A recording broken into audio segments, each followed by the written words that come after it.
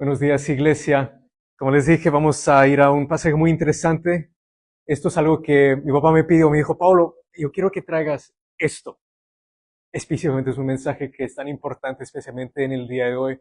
Más que todo para la iglesia, esto es algo que se tiene que entender dentro de la iglesia, mucho antes de que estamos transfiriendo eso al mundo, la información, el evangelismo, la palabra de Dios. Algo nosotros que tenemos que entrenar primero, entender que tiene que hacer fruto en nosotros mucho antes de que vayamos y prediquemos el evangelio a toda criatura. Voy a empezar con un poco de trivia. A ver, cuántos, no sé cuántos de ustedes, quizás diferentes niveles, algunos de ustedes han estado en la fe por quizás años, que es de tu infancia, ¿no? O algo así. Y otras personas recién han venido a Cristo literalmente en los últimos meses, pero ya están peleando, ya están en la lucha. Entonces, a ver, ¿cuántos de ustedes me pueden decir quién fue la primera persona que fue testigo de la resurrección de Jesucristo? O sea, la primera persona que lo vio vivo y pues contó al mundo, Él está vivo. ¿Quién fue la primera persona? ¿Cuántos saben? María Magdalena. Increíble. Bien, bien, bien. Una galletita después. A ver, esto va a ser un poquito más difícil. ¿Quién fue el primer evangelista, o sea, el primer misionero, por decir, que Jesús envió a los gentiles? Para los que no sepan, los gentiles son cualquier persona que no es judío. O sea, acá, ¿cuántos son judíos? ¿No? Ustedes son gentiles. Felicidades. ¿Quién fue el primer misionero que Jesús envió para los gentiles, los que no eran judíos? ¿Cuántos saben? La respuesta más común que he escuchado es Pablo, y sí, Jesús sí lo envió a los gentiles, pero no era el primero. Sí. Ok, para la próxima va a ser alguien que no es Harry.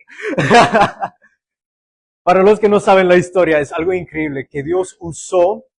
Mira, las primeras dos personas que hemos visto hasta ahora, la primera evangelista, la primera persona que fue testigo de que Jesús había resucitado y que dijo a los discípulos, que están ahí todos escondidos con miedo, porque decían, ya en cualquier momento van a poner 11 cruces más en el Gólgota, uno para cada uno, ¿no? Ella fue la primera persona que vio a Jesús resucitado y ella contó a ellos, yo he visto al Señor, y ni siquiera la creían. Les tuve que agarrar, me imagino que le agarra el collar a Pedro y a Juan y dice, si no me creen, entonces andan ustedes. Y vean, en muchas de las películas han visto, oh, que María Magdalena era ex prostituta. Eso no es cierto. La Biblia no dice eso en ningún momento. Lo que sí nos dice es de que Jesús echó 7 demonios de ella.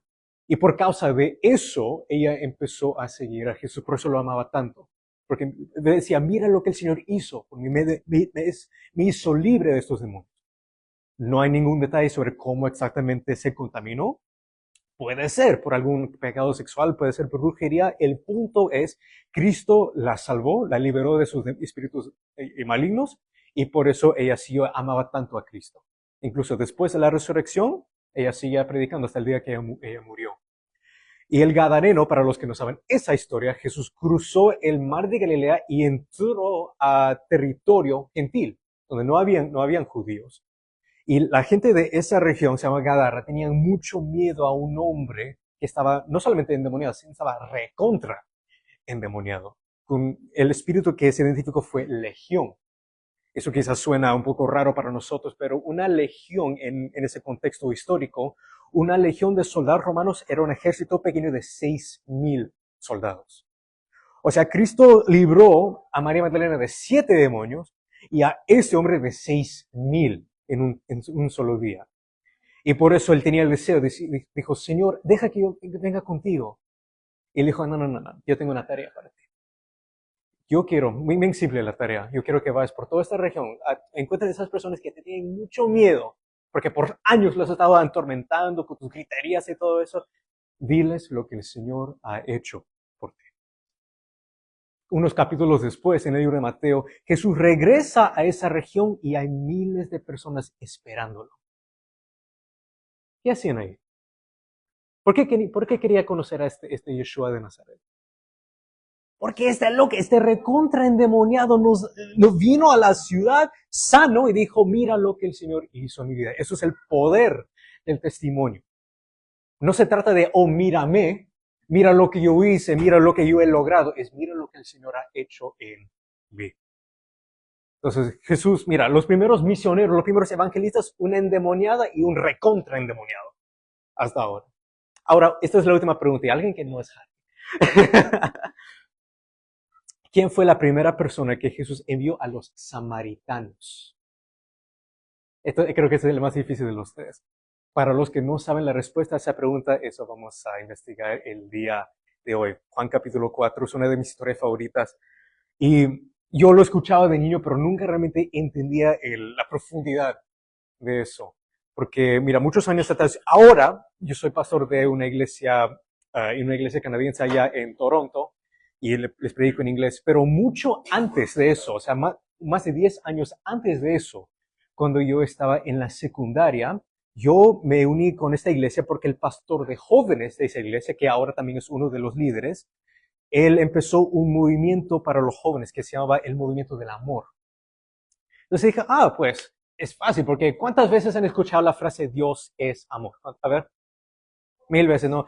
Hay un montón de canciones en las iglesias que Dios es amor, que Dios nos ama, cuánto nos ama. Entonces, escuchar la palabra amor dentro del contexto cristiano no es algo raro, lo escuchamos a cada rato. ¿Hasta cuál es el versículo más famoso de la Biblia? Probablemente Juan 3:16. De tal manera Dios ¿qué? Amó al mundo, ¿no? Entonces, el enfoque de este ministerio, que todavía existe hasta el día de hoy, el enfoque era mostrar que hay una diferencia muy grande, muy profunda entre el amor de lo cual habla la Biblia y lo que el mundo percibe de lo que es el amor. Porque es un problema, lo tenemos un poco más fuerte incluso en inglés que en español. La gente dice, I love my family, yo amo a mi familia, por ejemplo. Pero después les está saliendo a comer y quieren un chocolatito, ¿qué van a decir? I love chocolate, te van a decir. Usan la misma palabra para describir el hecho que realmente no aman, sino simplemente disfrutan el sabor del chocolate, pero usan la misma palabra, su relación con una barra de chocolate, que con su familia. Ahora dime, un poco de sentido común, hermano. ¿Es el mismo sentimiento? Obvio que no. En español, un poco mejor porque al menos la gente puede decir, me encanta el chocolate, sería algo mejor. Por ejemplo, ayer comí un ceviche con mi papá, yo puedo decir, me encanta el ceviche. Pero allá en Canadá yo le digo a la gente, I love ceviche. O sea, la misma palabra que yo uso para describir mi relación con mi familia o con Dios, imagínense. Esto no era un problema en el primer siglo, durante la época del ministerio de Jesús. En el griego, lo cual para los que no saben era el idioma original del Nuevo Testamento, había 4 diferentes palabras que ahora en nuestras Biblias se ha traducido como amor o querer, pero tienen significados muy, muy distintos. Lo más común, por ejemplo, hay una palabra que se llama eros. Eros, de ahí sale la palabra erótica. Eso se refiere específicamente al amor que un marido tiene para su esposa, un amor romántico, sensual, ¿no? Pero otra palabra, por ejemplo, storge. Storge significa el amor de hermandad, el amor que tendrías por un amigo, por ejemplo. Otra palabra que parecido es la palabra filia. Por ejemplo, ¿cuántos de ustedes han escuchado filosofía? Filos y sofía significa sabiduría, o sea, la filosofía es el amor por la sabiduría. Ahora, eso no está hablando de una relación romántica, está diciendo yo quiero aferrarme a la sabiduría. Eso significa. Pero el amor de Dios, cuando la palabra, por ejemplo, dice de que Dios es amor, o que de tal manera Dios amó al mundo, no usa ninguna de esas palabras. Usa una palabra completamente distinta que es único en el contexto de Dios. Esa palabra es ágape. Y como les digo, esto es algo que quizás nadie se daría cuenta porque en nuestras Biblias, sea en inglés o en español, solo tenemos una palabra para describirlo todo. Solo por el contexto más o menos puedes darte cuenta, que está hablando del amor de familia o el amor que tiene para su pareja o para Dios específicamente, ¿no? Pero acá vamos a ver, porque me dieron una tarea ahí. Estamos enseñándoles todo esto. Esto que les acabo de enseñar, estamos enseñando a los jóvenes allá en Toronto. Y me dieron esta tarea. Yo quiero que busques un ejemplo en la Biblia de la diferencia entre esos diferentes tipos de amor y por qué el amor de Dios es especial. ¿Por qué es tan distinto, tan diferente al amor que solo puede ofrecer el mundo? Entonces me acuerdo buscando en la Biblia, porque en muchos casos no es difícil encontrar un caso donde dice la Biblia que Jesús tuvo compasión por alguien. Por ejemplo, un hombre que tenía lepra diciendo, Señor, yo sé que si es tu voluntad, tú puedes limpiarme. Dice ahí específicamente que Jesús tuvo compasión de él y lo sanó. Pero yo quería ver una decisión de blanco a negro, algo así, una diferencia entre el amor que puede ofrecer el mundo y el amor que ofrece Dios gratuitamente. Entonces, esta es la historia de la samaritana en la ciudad de Sicar. No sé cuántos de ustedes habrán escuchado esta historia. Para quizás, si lo están escuchando por la primera vez, lo vamos a tener acá en la pantalla. Jesús tenía que pasar por Samaria. Voy a darles un poco de contexto. Samaria, hasta el día de hoy, queda en la parte norte de la ciudad de Jerusalén.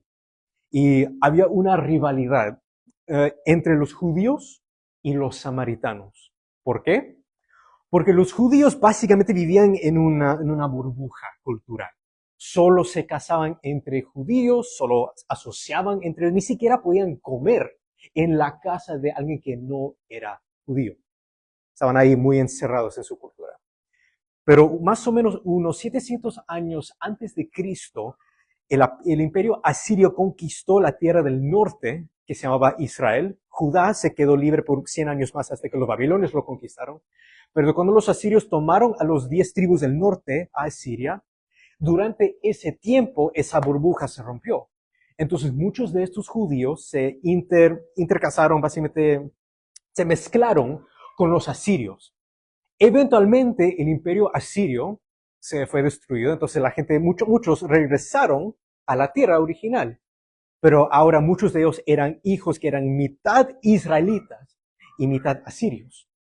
Entonces los judíos de Judea, que incluso estando en cautividad en Babilonia, habían mantenido esa burbuja. Entonces cuando muchos regresaron a Jerusalén, después de que el imperio persa conquistó a Babilonia, gente como Nehemías o Esdras, por ejemplo, regresaron y ellos decían, hemos mantenido nuestra identidad judía. Pero ustedes que fueron llevados a Asiria, ustedes ya no son judíos como nosotros. Ustedes se han dejado mezclar entre sí, entonces ustedes son mitad pagano, mitad judío, entonces no te aceptamos. De la perspectiva de los judíos, los samaritanos eran impuros, porque habían básicamente traicionado su cultura en un sentido. Y de la perspectiva de los samaritanos, los judíos eran puros creídos, que ahora solo ellos tienen el favor de Dios, porque tienen el templo allá en Jerusalén. Incluso ya ni siquiera tenían permiso para irse a Jerusalén para adorar a Dios.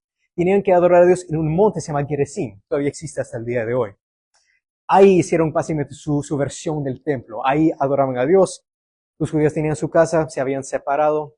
Era costumbre de que se trataban mal entre sí. Es por eso que muchos de ustedes han escuchado la parábola del buen samaritano. La razón por la cual Jesús usaba esa imagen era para mostrar de que incluso alguien que debería supuestamente ser un enemigo es capaz de mostrar el amor de Dios, el amor de un hermano, de un vecino, ¿no? Entonces Jesús está pasando por este territorio. Él y sus discípulos todos eran judíos, sabían de que habían riesgos y la actitud de los discípulos, ok, ya, no nos queda de otra más que cruzar Samaria para llegar a Galilea, el norte, donde había más judíos. Pero vamos a estar aquí por un tiempo solo para agarrar comida, lo que sea que necesitamos y vamos. O sea, lo menos tiempo posible que tenemos que pasar en este territorio de estos paganos, mejor. Pero ¿cuántos de ustedes saben de que Dios es un Dios estratégico? Entonces lo que hizo Jesús él vino acá a propósito porque él decía, acá voy a empezar un avivamiento en Samaria, a un pueblo que ha sido rechazado por sus hermanos en Judea por más de 500 años. Llegó pues a una ciudad de Samaria que se llama Sicar, cerca de la parcela de tierra que Jacob dio a su hijo José. Y ahí estaba el pozo de Jacob, para agarrar agua, pues. Entonces Jesús, cansado del camino, se sentó junto al pozo. Era cerca del mediodía. Ahora, esto es un detalle que mucha gente dirán, ¿y qué importa qué hora era? Esto va a ser relevante en un momento, por si acaso. Una mujer de Samaria vino a sacar agua y Jesús le dijo, por favor, dame de beber. Próximo versículo, por favor. Pues sus discípulos habían ido a la ciudad a comprar alimentos. O sea, dijo, ustedes hagan sus compras en la ciudad, yo me voy a quedar acá. Y estamos como que, ok, como quieran. A propósito, Jesús quería que básicamente se distraigan por un momento porque él tenía un trabajo que hacer. Jesús, siendo Dios, siendo omnisciente, sabía, ok, va a haber alguien viniendo ahorita. Sí, exacto, justamente viene la mujer. Pero la samaritana le respondió, Jesús le dice, con cariño, ¿usted me podía dar algo de beber? Eso era su forma de empezar la conversación. Pero ella ya, mira, ella se ha criado en una cultura de rechazo. Entonces su actitud es como un mecanismo de defensa. Ella no dice, claro, señor, ¿cómo estás? Sí, sí, sí, toma, toma, toma. Su actitud es como que, ¿y este? ¿Cómo es que tú, siendo judío, me pides de beber a mí, que soy samaritana? Y hasta Juan tiene que ponerle énfasis, porque los judíos no tenían tratos con los samaritanos. Porque muchos que leían el Evangelio de Juan originalmente eran gentiles, no sabían sobre este contexto. Entonces él tiene que explicarte. Y Jesús le respondió, ¿acaso tú sabes quién soy yo? No. Él no responde con esa misma actitud. Dice, si tú conocieras el don de Dios, ¿y quién es Él que te está diciendo dame de beber? Tú le habrías pedido a Él y Él te hubiera dado agua viva. A este punto nada tiene sentido para esta dama. Ella le dijo, Señor, no tienes con qué sacar agua y este pozo es hondo. ¿De dónde pues tienes esta supuesta agua viva? Próximo versículo. ¿Acaso tú eres mayor que nuestro padre Jacob, que nos dio este pozo, el cual vivió él mismo y sus hijos y sus ganados?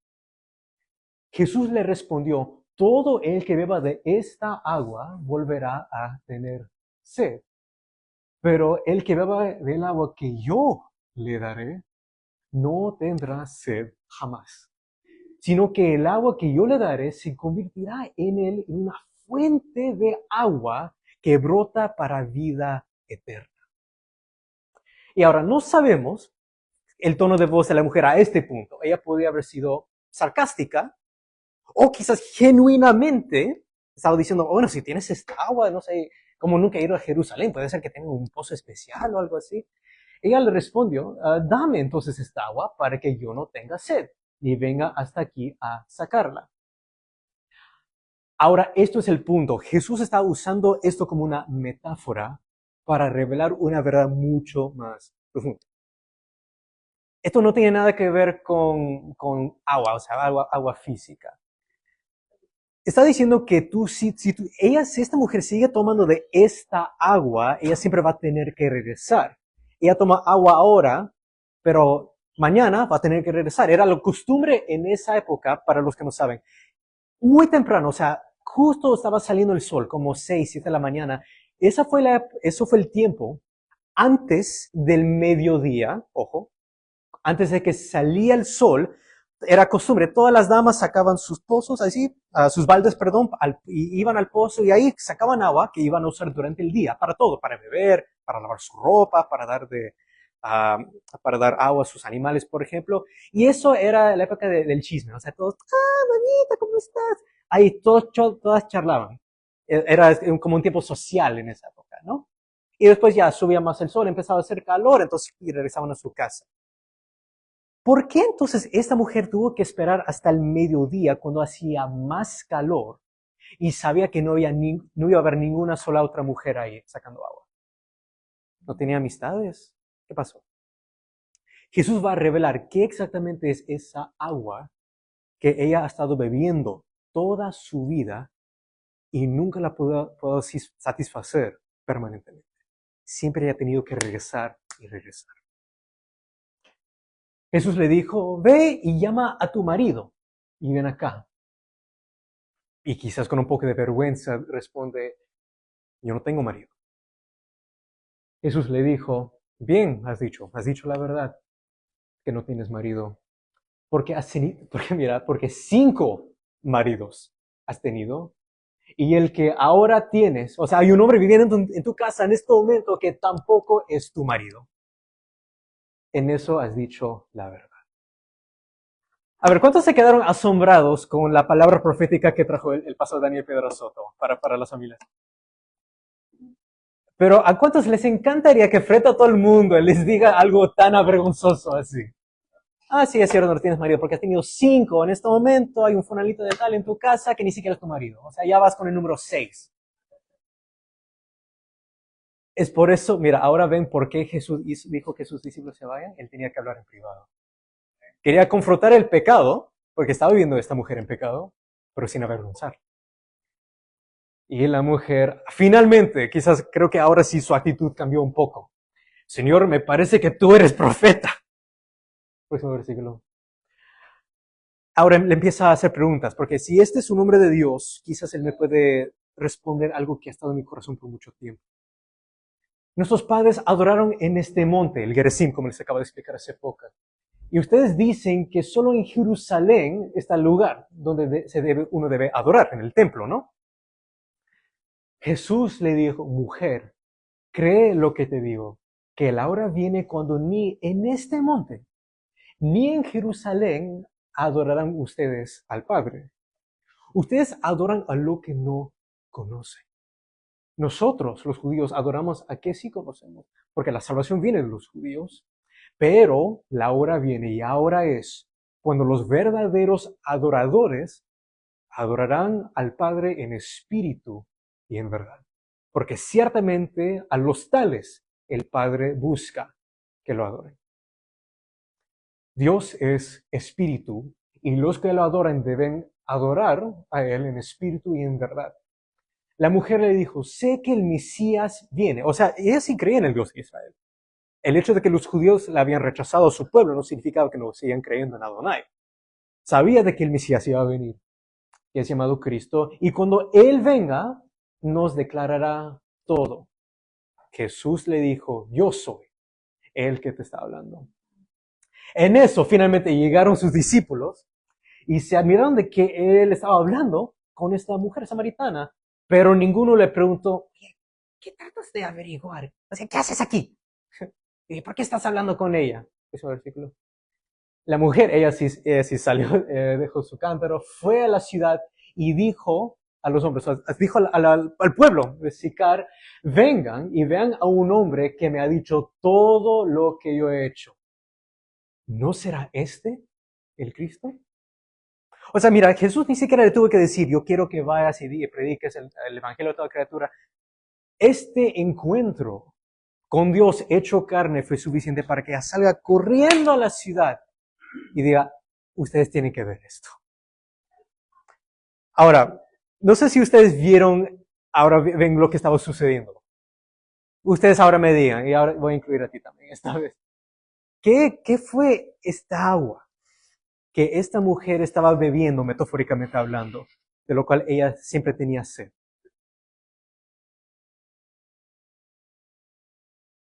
El amor de los hombres. ¿Es normal de que una mujer pase por 5, ahora 6 maridos? El sexto ni siquiera era su marido, pero ¿cuántos habrá tenido en su colección? Como Pokémon, elijo a ti, elijo a ti, elijo a ti, elijo a ti. Jesús le estaba diciendo, tú estás buscando algo en tu carne que jamás vas a poder encontrar. No sabemos su historia, no sabemos cómo habrá sido su infancia, pero cualquier psicólogo, sea que son cristianos o no, van a decir que cuando una dama crece en un hogar sin padre, o sea, un padre ausente físicamente o emocionalmente, ella siempre va a buscar ese amor que ella debería haber recibido de su padre, lo va a tratar de encontrar en cualquier otro hombre. Cualquier hombre que le hable bonito, que le diga que es bonita, que él es el amor de su vida, que jamás ha amado a una mujer así, ese mentiroso no va a entrar al reino de los cielos. Saltan en cualquiera. Una y otra vez saltaba de hombre a hombre. Imagínate el cura por decir, diciendo, ¿tú otra vez? ¿Vas a casarte otra vez? O sea, ella se casaba, no encontraba ese amor que anhelaba, entonces lo divorciaba, uno más, uno más, uno más. Estaba ya en el número 6. Y Jesús llegó al momento para que sabes que basta. Porque mira esto. Cuando mucha gente escucha la palabra que Dios es amor, lo han escuchado quizás un millón de veces, la gente asume, esto es un problema que yo tengo en mi país, por ejemplo, que cuando la gente escucha de que Dios es amor, lo que realmente escuchan, lo que realmente quieren creer es Dios me afirma. Dios está perfectamente bien con que yo me haga lo que me da la gana. O sea, tenemos la gente LGTB, vaya, todos los arcoíris, y cada año solo se pone peor y peor y peor. Empezó, yo diría, empezó en los 80 con algo razonable. Todos esos los derechos del LGTB empezó en los 80 con nosotros ya no queremos ser asesinados en la calle. Porque eso sucedía. Muchos años atrás la gente vieron, oye, con nada de tal es homosexual. Entonces todos los amigos agarraban a patadas y muchas cosas moría ahí en la calle.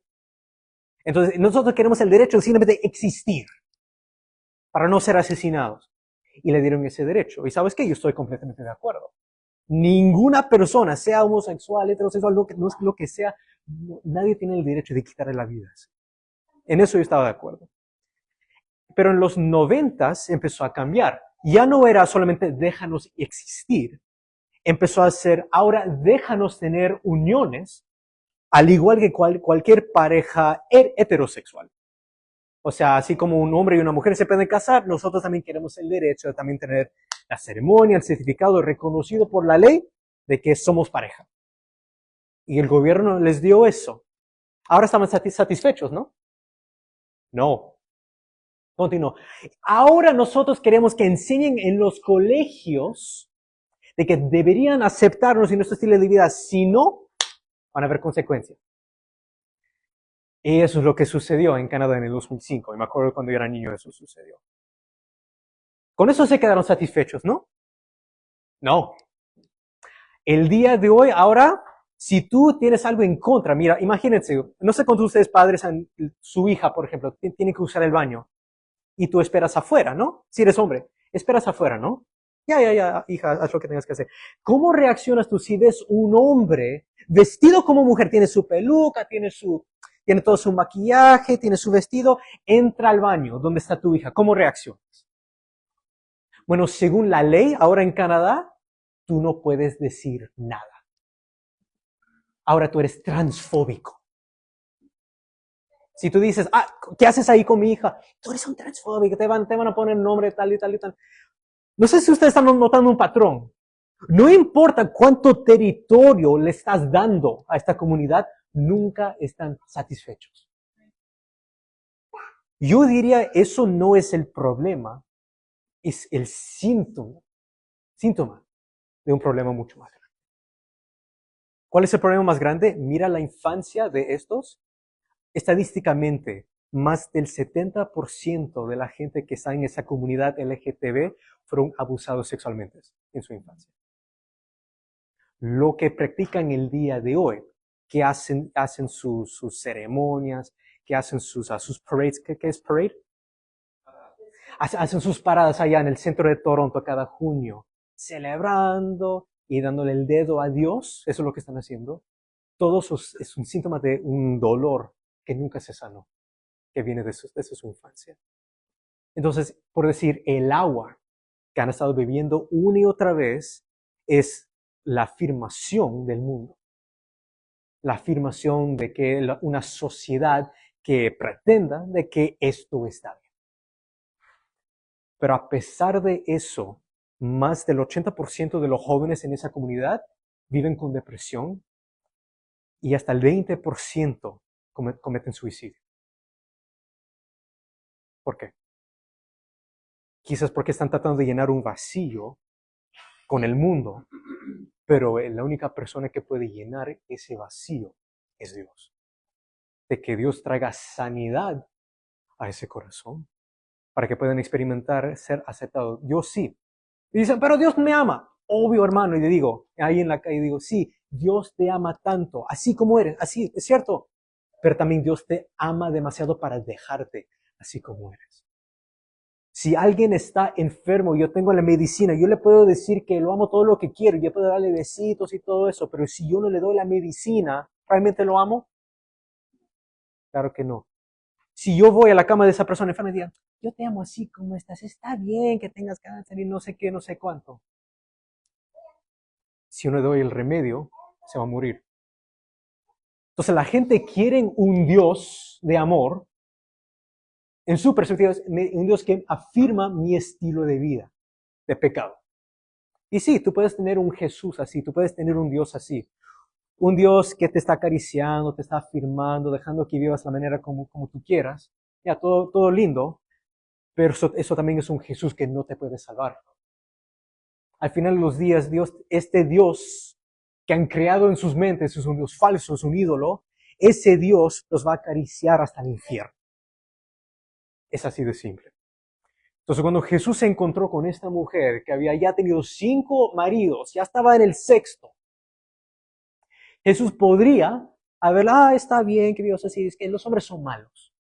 Todos eran malitos, así como en todas las telenovelas, ¿no? Ya, lo podía haber afirmado, ya, sigue haciendo lo que te da la gana, sigue siendo feliz, desde un punto de vista, y esa mujer simplemente se hubiera perdido. Jesús la confronta de su pecado, diciendo, tú estás bebiendo de esta agua que no te satisface. Pero Jesús viene no solamente a esta mujer, sino a cada persona para decirles, pero yo te puedo ofrecer agua viva, que si tú lo puedes tomar, nunca más vas a tener sed.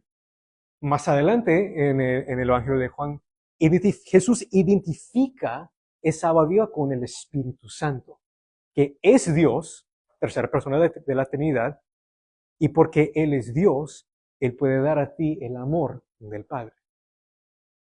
Ese es el amor ágape. Incluso la Biblia nos da un significado, nos da una definición de qué exactamente es el amor de Dios. Y no tiene nada que ver con simplemente afirmar un estilo de vida que te conviene. Un Dios que simplemente te deja vivir como tú quieras hasta el día que tú te pierdas. Porque no es que yo no quiero ofender, yo no quiero quedar mal. Anda por favor a 1 de Juan, o sea, esto ya no es el Evangelio de Juan, pero mira interesante, el mismo hombre que escribió el Evangelio de San Juan, vamos a ir a sus cartas, esto fue escrito mucho después, cartas a las iglesias, a 1 de Juan capítulo 3, por favor. Vamos al versículo 13, por favor. Dice acá, yo voy a leer acá para no tener que estar así. Dice, hermanos, no se maravillen si el mundo los odia. O sea, cuando le confrontas a alguien, oye, ¿cómo tú eres hombre? ¿Qué haces tú en el baño de mujer? Ahí está mi hija. Y obviamente te van a llamar de cualquier cosa. Un montón de cosas. A mí me han llamado homofóbico, transfóbico, no sé qué más van a inventar, pero bueno. Dice acá muy claro, no se maravillen si el mundo los odia. Nosotros sabemos que hemos pasado de muerte a vida porque amamos a los hermanos. El que no ama permanece en muerte. Todo el que aborrece a su hermano es un asesino, y ustedes saben de que ningún asesino tiene vida eterna permanente en él. En esto, el 16, en esto conocemos el amor, de que Dios dio su vida por nosotros. También nosotros debemos poner nuestras vidas por los hermanos. Ahora vamos a ir al capítulo 4, desde el versículo 7. Justamente el título, no sé qué títulos tendrán en su Biblia, el mío acá dice muy claramente, Dios es amor. Ahora, como les digo, el mundo tiene su propia versión de amor. Entonces acá Juan está dando, esto es el amor de Dios, muy distinto al mundo. Amados, amémonos unos a otros porque el amor es de Dios y todo el que ama ha nacido de Dios y conoce a Dios. El que no ama no conoce a Dios porque Dios es amor. Eso es el contexto. Y ahora el versículo 9. En esto se manifestó el amor de Dios en nosotros, que afirmó nuestro pecado y nos dejó vivir la manera. No.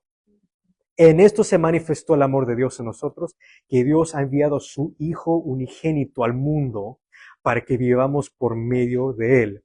En esto consiste el amor, no en que nosotros hayamos amado a Dios, sino que Él nos amó a nosotros y envió a su Hijo como propiciación por nuestros pecados.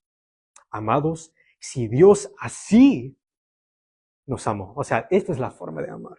Si Dios nos amó así, también nosotros debemos amarnos unos a los otros. A Dios nunca lo ha visto nadie, pero si nos amamos unos a otros, Dios permanece en nosotros y su amor se perfecciona en nosotros. Entonces acá, en algún momento, en todo esto que hemos leído, el amor de Dios es un Dios que simplemente te deja hacer lo que te da la gana. Esto es algo muy interesante, es que recién se me acabó de ocurrir. Otra palabra que te van a escuchar, intolerante. En inglés, you're very intolerant. Debería ser más tolerante, dicen. Incluso que este hombre esté ahí metiéndose al baño con el propósito de hacerle daño a tu hija. Pero tienes que ser tolerante de él. Cuando alguien me dijo eso en la calle, yo les dije, ¿sabes qué? Mi Dios es el Dios más intolerante. El ser más intolerante en todo el universo. Oh, entonces tú estás diciendo que tu Dios odia. Ah, no. Dije intolerante, no que odia.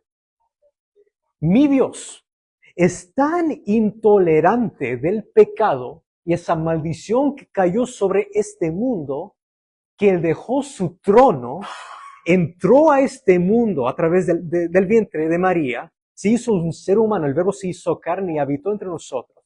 Mira, Dios aborrece tanto el pecado que Él prefiere venir al mundo como un ser humano, ser clavado en una cruz, tomando sobre sí mismo el peso de ese pecado para que nosotros no tengamos que tener. Así de intolerante es mi Dios el pecado. Él prefiere morir que a dejar que ese pecado nos esclavice. Entonces, ¿me dices intolerante? Absolutamente, hermano. Yo también, yo quiero ser como yo también soy recontra intolerante. Y yo, mira, tengo tan poco tolerance, decimos. O sea, soy tan intolerante de tu pecado que yo te tengo que decir que Dios te ama. Ser tolerante no tiene nada que ver con es que, bueno, voy a dejar que eso es cobardía, hermano. Y así como los que cometen pecados sexuales no van a entrar en los cielos, también en la lista están los cobardes. O sea, ya lo vas a afirmar, ya se van a afirmar y van a estar juntos ahí en el infierno. ¿Parece bien? ¿O qué tal si tú imitas a tu Dios? Que sí, confronta el pecado. En ningún momento Jesús afirmó, oh, bueno, es que los hombres te trataron mal. No.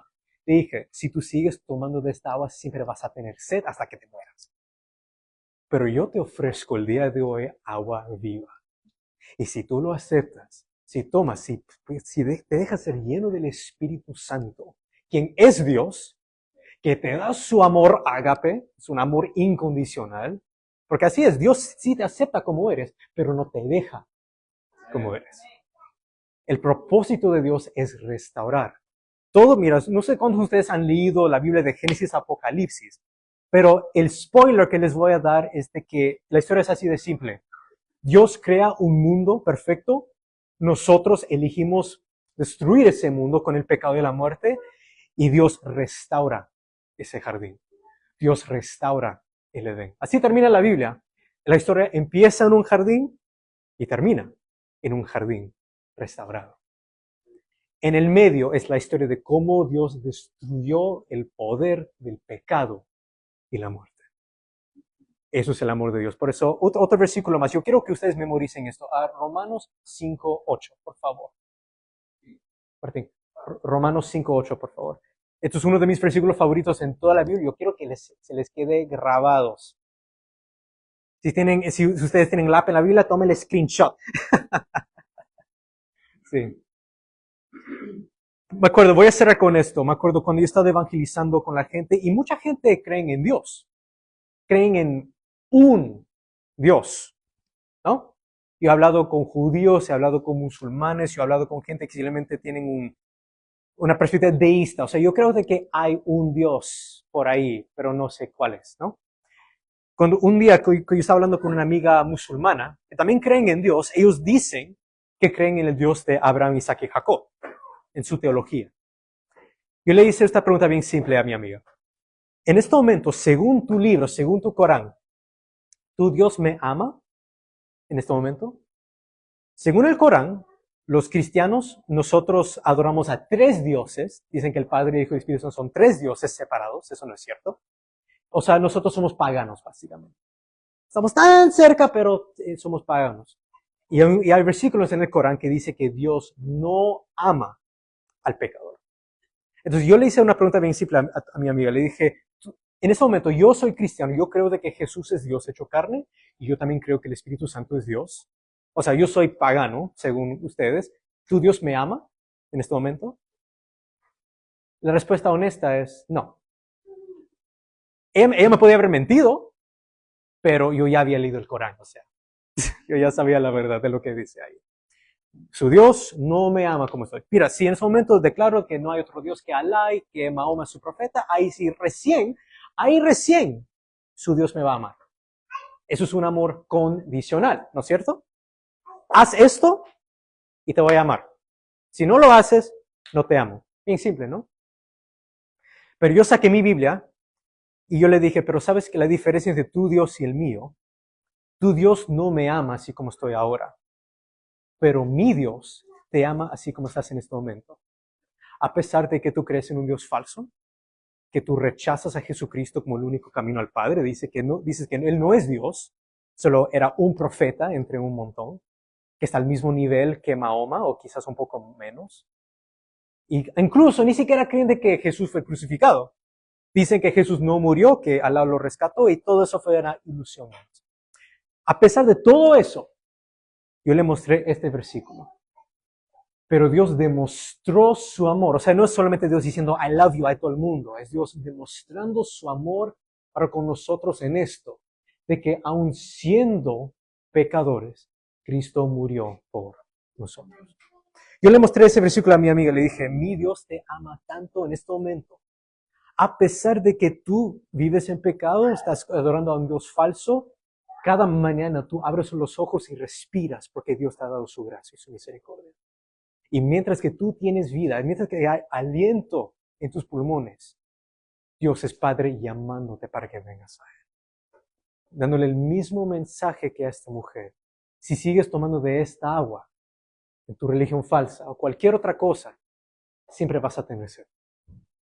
Pero si puedes hacer el día de hoy esta agua de vida que yo te ofrezco gratuitamente, no tendrás sed jamás. Si nosotros podemos entender eso incluso, hermanos, eso ha transformado la manera que yo predico el Evangelio. Para esos jóvenes, entrenándolos para evangelizar, diciéndole al mundo, porque por mucho tiempo la evangelización sonaba como una amenaza. Se sentía como si todo el mundo, todos los misioneros, todos los evangelistas andaban con pistola, poniendo la cabeza a la gente, acepta a Cristo, si no.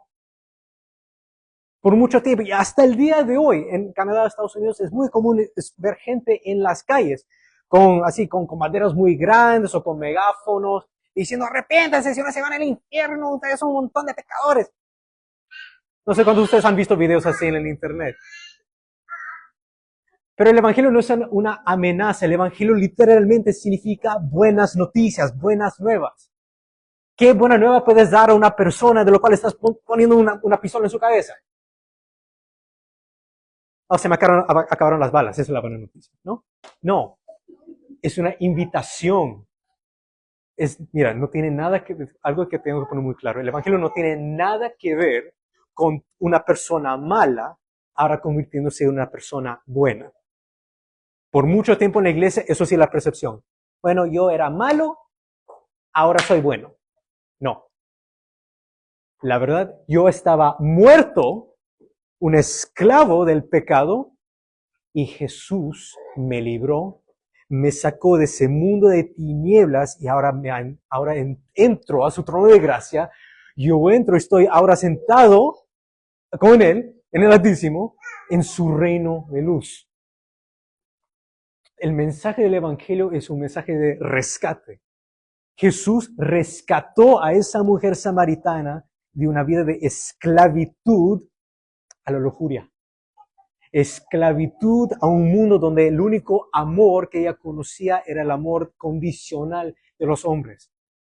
El momento que se cansaban de ella, pasaba una chica más bonita, más no sé qué, más joven, boom, la dejaba. 5 veces. Ahora ya estaba en el 6º y Jesús dijo, basta. Ahora esa maldición de ahora de adelante se acaba. de ahora y adelante vas a predicar sobre el amor que Dios te da. Esa agua viva es su espíritu, ahora vive en ti, te da la capacidad de amar de una forma que el mundo nunca te puede amar, ni enseñar a amar. Eso es el mensaje del Evangelio, así de simple. Entonces, no solamente para los que están acá reunidos, sino para toda la gente que están viendo esto en este momento a través de Facebook Live, vamos a hacer una oración. Si tú no has puesto tu confianza en Jesucristo como Señor y Salvador, si tú te identificas con esta mujer, espero que no sea por 5 maridos, pero por cualquier cosa que en tu vida te ha estado esclavizando, esta agua, por decir, de lo cual siempre solamente has tenido más y más y más sed. Dios, no es el pastor que te lo ofrece, es Dios que ofrece a cada persona vida eterna a través de su Hijo Jesucristo. Imagínense, hermanos, Jesús fue con más confianza a la cruz en Gólgota que nosotros a su trono de gracia. Entonces, ¿qué tal si nos pongamos de pie y entramos en este momento a su trono de gracia? Ustedes también que están viendo esto a través de Facebook Live y después vamos a poner esto en YouTube. Quién sabe si años de acá alguien va a estar viendo este mensaje por la primera vez. Y ustedes tienen esta oportunidad para tomar de esta agua viva. No tiene nada que ver con H2O. Es el Espíritu Santo que da vida eterna, que te da una nueva identidad. Romanos 8 nos dice que Dios nos ha dado un espíritu de adopción, de lo cual podemos clamar y llamarlo papi. En el idioma original, Abba, que significa papá. ¿Sabían ustedes que ustedes pueden hablar con Dios con cariño? Hay una canción incluso que me voló la mente, la canción en inglés traducido sería Baila conmigo. A mi mamá también le asombró eso. ¿Yo puedo bailar con Dios? ¿Yo puedo abrazar a Dios? ¿Puedo besar a papá? Sí. Un día vas a verlo, pero en este momento dice Jesús prometió. Dijo, yo no los voy a dejar huérfanos. Yo voy a enviar el Consolador, yo voy a enviarles el Espíritu Santo y Él habitará con ustedes para siempre. Vayamos delante del trono de Dios en este momento. Si ustedes tienen algo que confesar al Señor, hoy es el momento. Esta es la perfecta oportunidad. Dios ya sabe lo que está ahí. La mujer no le tuvo que decir a Jesús, oh, es que sabes, yo tenía marido. Jesús ya lo sabía. Entonces Jesús a propósito, así como usó más adelante a una ex endemoniada para ser la primera evangelista, así como Jesús usó a un ex recontra endemoniado para ser el primer misionero a los gentiles, Jesús dijo, yo voy a usar esta ex adúltera que había estado ya con 6 hombres, que nunca había experimentado el amor genuino en toda su vida y por eso siempre ha estado detrás de los hombres buscando algo que no podía encontrar para llenar ese vacío. Justamente voy a usar a ella para predicar sobre el amor incondicional de mi Padre. Eso es el poder de Dios. Venimos ante ti, Padre, con confianza.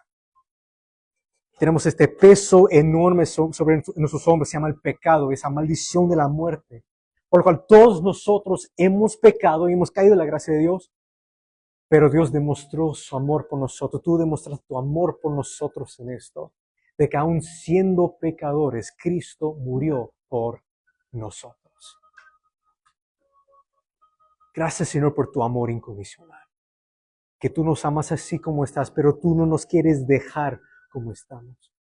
Jesús hizo una promesa, el que venga a mí jamás los voy a desechar. Entonces, ahí donde están ustedes, tú con papá. Esa es la diferencia. Cuando nosotros pecamos tenemos esta mentalidad, oh no, yo cometí un pecado, cometí un error, papá me va a matar.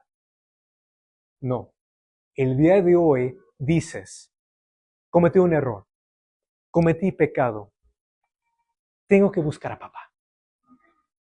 Yo sé que papá me puede restaurar.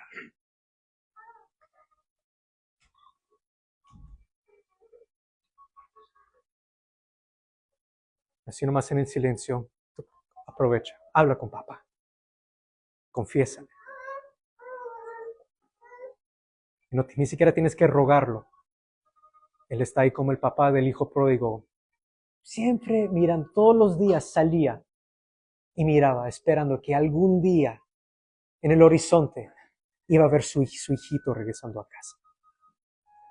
Y cuando lo vio, ni siquiera lo dejó llegar a la casa. Cuando ya lo vio en la distancia, salió corriendo hacia él. Ni siquiera dejó que él terminara su padre. Yo sé que he pecado contra ti, contra Dios. Hijo, no me importa qué tan lejano te has alejado de la casa. Estoy feliz de que estás aquí.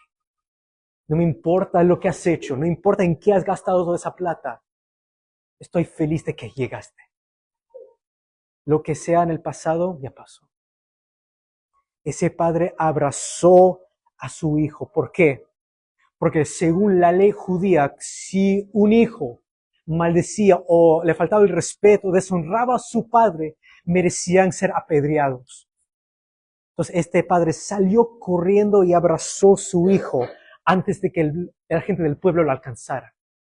Él mismo se puso como un escudo, listo para recibir cualquier piedra que iban a tirar a su hijo. Eso es el Dios al quien servimos.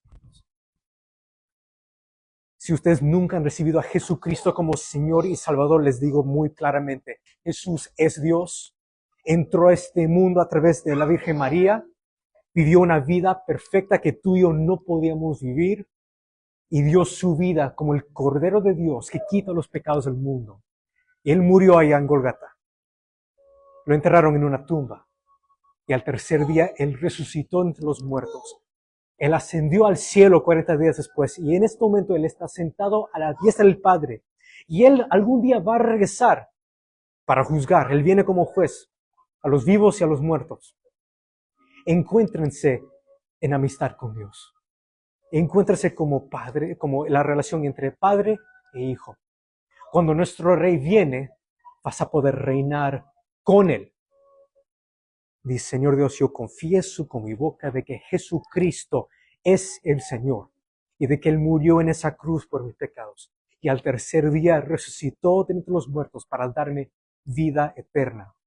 Y el día de hoy, Señor, yo recibo tu agua viva. Espíritu Santo, llena ese vacío en mi corazón que este mundo jamás pudo ni podrá llenar. Inspírame, Señor, transforma mi identidad, transforma mi comportamiento, transforma mi vida para que ya no viva yo. Ya no viva ese esclavo del pecado y de la muerte, ahora viva Cristo en mí. De delante del Padre ya no ve ese pecador, esa pecadora, Él ve la justicia de su único Hijo Jesucristo. Y este mundo será transformado por ese amor incondicional, por tu ágape, Señor. Lo que te hizo quedar en esa cruz no eran los clavos, Señor, era tu amor ágape por mí. Tú podías destruir el mundo. Ahí en el Getsemaní, Jesús dijo, ¿acaso no puedo llamar a legiones de ángeles para rescatarme en este momento? Como les digo muy claramente, no fueron los clavos que lo mantenieron en esa cruz, fue su amor. Y Él dio su vida. Él dijo, yo soy el buen pastor y yo doy mi vida por las ovejas. Y es por eso que el Padre me ama, porque yo entrego mi vida de mi propia voluntad. Yo tengo el poder para entregarlo y también tengo el poder para levantarlo otra vez. Nosotros servimos a un Dios vivo, hermanos. Él conquistó el pecado y la muerte. ¿Por qué sigues con esas cadenas? ¿Por qué? Si Dios vino justamente para rescatar, el Hijo del Hombre vino para deshacer las obras del diablo, para rescatarnos y rescatarnos de ese mundo de tinieblas. Y ahora tenemos el privilegio de proclamar las grandezas de aquel que nos libró y nos dio vida eterna. Que ahora estamos reinando con Él por los siglos de los siglos. Te damos gloria, Dios Padre, que nos amó, Dios Hijo, que nos redimió con su sangre, y Dios Espíritu Santo, que nos sigue santificando hasta el día de hoy, hasta el día que nos vayamos, o hasta que el Rey de Reyes venga y toma su trono acá en la tierra. Les bendigo a todos ustedes, mis hermanos, en el nombre de Jesús. Amén.